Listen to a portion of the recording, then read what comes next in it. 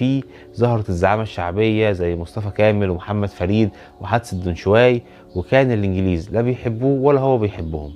وفي الفترة اللي هو كان ماسك فيها الحكم بتحدث الحرب العالمية الأولى سنة 1914، والدولة العثمانية أو تركيا بتخش الحرب قدام إنجلترا، وساعتها إنجلترا بتعلن الحماية الكاملة عن مصر، وبتعلن مصر سلطنة زيها زي الدولة العثمانية، وبيخلوا حاكم مصر سلطان راس براس زي السلطان العثماني.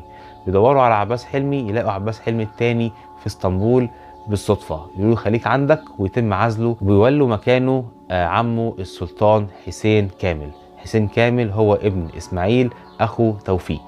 أول ما بيتولى الحكم المصريين بيكونوا كارهينه جدا وشايفين إن هو يعني عميل الإنجليز، لكن حسين كامل ما كانش قدامه غير إن هو يقبل بحكم مصر، وهو كان بيقول إن هو لو ما قبلش كان الإنجليز